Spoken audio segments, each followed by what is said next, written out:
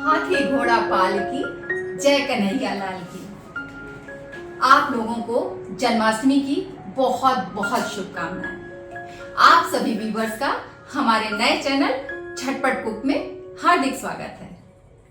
Friends, कहा जाता है कि चरणामृत भगवान के चरणों का अमृत है, जिसे ग्रहण करने से दुनिया के सारे दुखों का नाश हो जाता है और ये हमारे धर्म में बेहद पवित्र माना जाता है। तो इस चरणामृत का यानी पंचामृत का कैसे बनाया जाता है, इसको हम आज देखते हैं झटपट कुक में।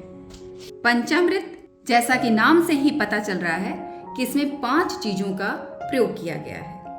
पंचामृत में सबसे पहले जो प्रयोग किया जाता है वो है दूध, फिर है दही, फिर शक्कर, घी, इसे घृत भी कहते हैं, मधु यानी शहद। ये 5 प्रमुख पदार्थ मिलकर के पंचामृत बनाते हैं। दूध हमारे शरीर को एक संपूर्ण आहार प्रदान करता है। दही अति पोषक तत्वों से भरा होता है और सुपाच्य होता है, जो जल्दी पच जाता है, डाइजेस्ट हो जाता है।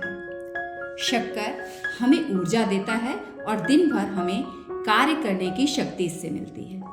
घृत यानी घी, ये हमारे शरीर को ऊर्जा देता है और हमें स्वस्थ बनाए रखता है। मधु यानी शहद हमको ऊर्जा देता है, साथ में हमारे शरीर की चर्बी को काटता है और हमें चुस्त और दुरुस्त बनाए रखता है।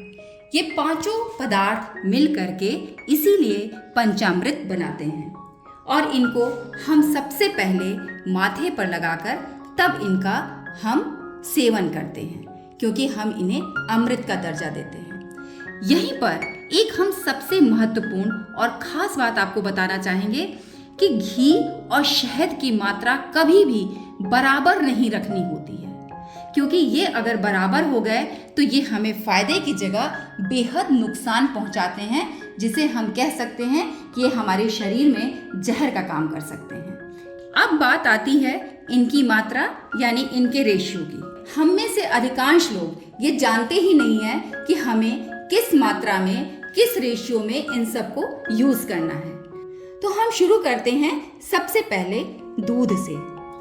दूध हम जितना लेंगे ठीक उसका आधा हम दही लेंगे, और जितना हम दही लेंगे ठीक उसका आधा हम शक्कर लेंगे।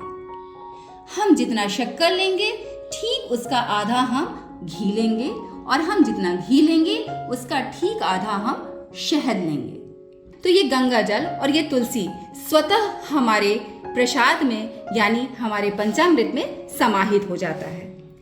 अब पंचामृत का स्वाद बढ़ाने के लिए हम उसमें पंचमेवा, अन्य मेवे और आधा छोटा चम्मच इलायची पाउडर डाल सकते हैं।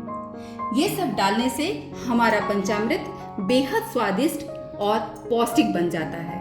अब आप देख सकते हैं सभी चीज़ों को एक में मिला लिया है। हमने पंचामृत तो बना लिया, लेकिन अब इनको हम और टेस्टी, स्वादिष्ट और पौष्टिक कैसे बनाएं? इसके लिए पंचमेवा है, ये सामान्यतया 5 मेवे से मिलकर बनता है। इसमें मखाना होता है, नारियल होता है, इसमें छुहारे होते हैं, किशमिश होती है और चिरौंजी होता है। इसके अलावा हम और भी मेवे डाल सकते हैं और 5 मेवे हम अपनी इच्छानुसार भी कोई भी ले सकते हैं। इसमें कोई भी ऐसा रिस्ट्रिक्शन नहीं है कि हमें यही 5 मेवे लेने हैं।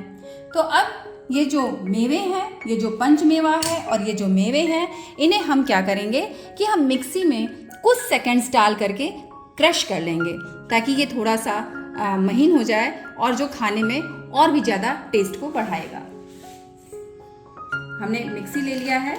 अब इसमें हमने ये मेवे ट्रांसफ़र कर दिए हैं और कुछ सेकंड्स के लिए मैं अब इनको चला लूँगी। ये दोनों मैं अलग अलग ही क्रश करूँगी, क्योंकि एक साथ में कुछ ज़्यादा महीन हो जाएगा, कुछ खड़ा रह जाएगा, तो इसको मैं अलग अलग क्रश करूँगी। अब ये जो पंचामृत है, ये अब आप देख सकते हैं इसमें दही, दूध सब कुछ अलग अलग है।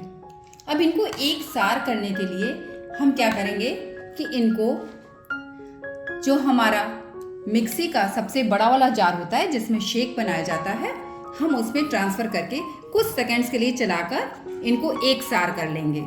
इसमें जो तुलसी के पत्ते पड़े हैं इनको हम किनारे निकाल लेंगे। इन पत्तों को हम किनारे निकाल ले रहे हैं क्योंकि अगर ये उसी में पिस जाएंगे तो अच्छा नहीं लगेगा।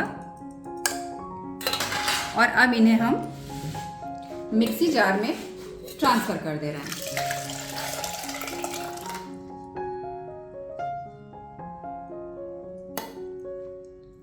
कुछ सेकंड्स चला करके हम इनको एक सार कर लेंगे। फ्रेंड्स, अब आप देख सकते हैं कि ये हमारा पंचामृत एकदम मिक्स होकर के बहुत से अच्छे टेक्सचर में आ गया है। फ्रेंड्स, हमारे घर में पंचामृत बेहद पसंद किया जाता है और ये मेवे हम यहाँ पर मिला देंगे। मेवे आप अपनी इच्छानुसार जितनी मात्रा चाहे उतनी मिला सकते हैं। हम थोड़ा सा ये गार्निशिंग के लिए बचा लिए हैं। ये हमने जो काजू और बादाम क्रश किया था वो भी हम मिक्स कर दे रहे हैं। और ये इलायची पाउडर, ये जो हमने तुलसी निकाली थी वो भी हम इसमें डाल देंगे। अब आप देख सकते हैं कि एक बहुत ही टेस्टी और गाढ़ा, बहुत ही थिक है, ये अच्छा खासा थिक है। अभी कुछ देर रख दिया जाए तो ये और थिक हो जाएगा। ये चरणामृत हमारा तैयार हो चुका है। फ्रेंड्स, वैसे तो ये पंचामृत यानी चरणामृत मिट्टी के बर्तन में बनाया जाता है, जिसे हम मिट्टी का पात्र कहते हैं। किसी भी मिट्टी के बर्तन में बनाया जाता है, लेकिन अगर वो उपलब्ध नहीं है तो आप स्टील के बर्तन में या चांदी के बर्तन में, जो आप चाहें उसमें बना सकते हैं। लेकिन विशेष ध्यान रखिएगा कि ये तांबे के बर्तन में या पीतल के बर्तन में नहीं बनाइएगा। अब हम इसको सर्व करते हैं। मेरे पास ये मिट्टी का बर्तन है, इसमें मैं सर्व करूंगी।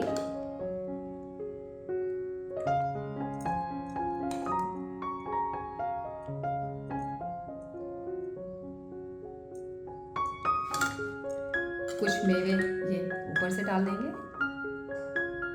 और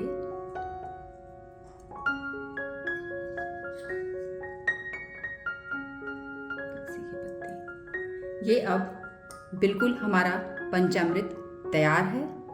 इसे भगवान को भोग लगाइए, भगवान को चढ़ाइए, खुद खाइए और औरों को खिलाइए, क्योंकि कहते हैं प्रसाद जितना बांटकर खाया जाए उतना ही अच्छा होता है। फ्रेंड्स, इस भागती दौड़ती जिंदगी में अगर आप कुछ हेल्दी, टेस्टी और झटपट बनने वाली रेसिपी चाहते हैं तो हमारे झटपट कुक चैनल को लाइक, सब्सक्राइब और शेयर करिए। साथ में उसमें कमेंट करके अपने विचार भी देते रहिए।